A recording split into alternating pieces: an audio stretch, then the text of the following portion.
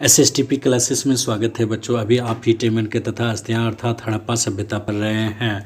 आज मैंने दीर्घोत्तरी प्रश्न लिया है, 7वां प्रश्न लिया है, जिसे 500 शब्दों में उत्तर देना है। हड़प्पा सभ्यता में शिल्प उत्पादन के लिए आवश्यक कच्चे माल की सूची बनाइए तथा चर्चा कीजिए कि यह किस प्रकार प्राप्त किए जाते होंगे। यहाँ उत्तर देखने के पहले समझना होगा हड़प्पा सभ्यता, शिल्प उत्पादन और कच्चे माल। हड़प्पा सभ्यता आप जान रहे हैं, सिंधु घाटी सभ्यता जो 2600 से 1900 ईसा पूर्व के बीच है, वो हड़प्पा सभ्यता है। यह बहुत बड़ी सभ्यता थी।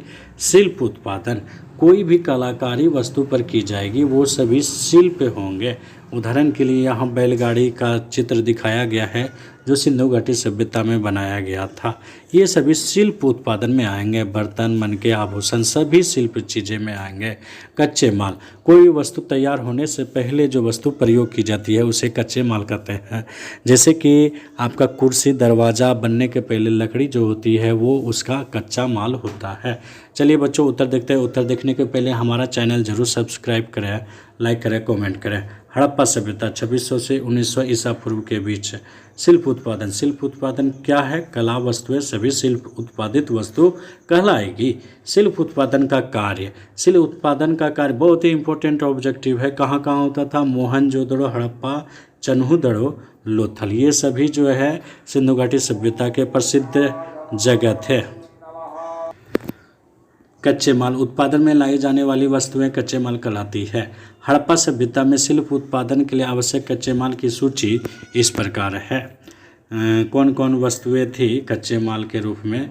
तो उत्तर देखते हैं। जैस्पर, स्फटिक, क्वार्टर, सिलखड़ी, एक पत्थर जो था, तांबा, कांसा, सोना, चांदी, शंख, फायांस, पकी मिट्टी, कार्नेलियन, चिकनी मिट्टी, टीन, जस्ता, लाजवंत मणि, हड्डियाँ, कपास, जूट या ऊन, कूड़ा करकट, गोमेद, ये सभी कच्चे माल थे किसी भी वस्तु को बनाने के पहले। शिल्प उत्पादन के लिए कच्चे मालों की प्राप्ति भिन्न भिन्न जगहों से की जाती थी। उदाहरण के लिए वस्त्र निर्माण के लिए कपास कृषि से तथा ऊन भेड़ों से प्राप्त किए जाते थे।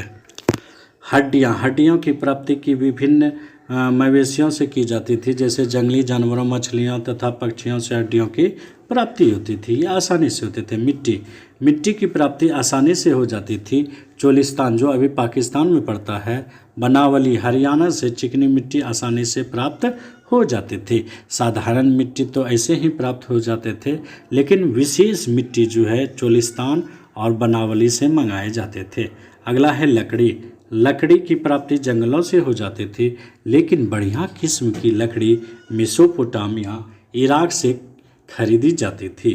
फायांस जो सुगंधित द्रव्यों को बनाने के लिए फायांस मोहनजोदड़ो तथा हड़प्पा से प्राप्त किए जाते थे।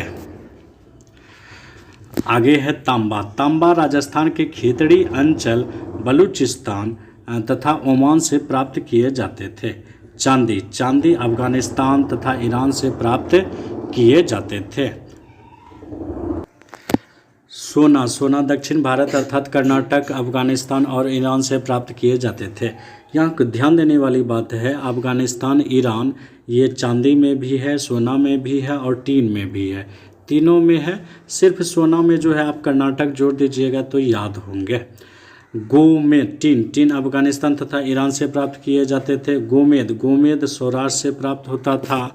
लाजवंत मणि बच्चों मेसोपोटामिया से होता था। कहाँ से होता था? मेसोपोटामिया अभी किसका जो है आधुनिक नाम है? इराक का। और जो है ये जो है आपका सीसा की प्राप्ति ईरान से होती थी। कार्नेलियन की प्राप्ति गुजरात के भड़ौस से होती थी। सेलखड़ी जो एक पत्थर था, दक्षिणी राजस्थान तथा उत्तरी गुजरात से सेलखड़ी की प्राप्ति होती थी। शंख नागेश्वर तथा बालाकोट से शंख प्राप्त होते थे। इसके अलावे जो मैंने लिखा है कूड़ा करकट, इन सभी वस्तुओं को बनाने से जो अवशेष प्राप्त होते थे वो कूड़ा करकट का भी प्रयोग ये शिल्प उत्पादन में करते थे। उस समय की कला बहुत ही विकसित थी। इस प्रकार कैसा लगा वीडियो शिल्प उत्पादन का, ज़रूर हमें कमेंट करके बतावें। बहुत बहुत धन्यवाद।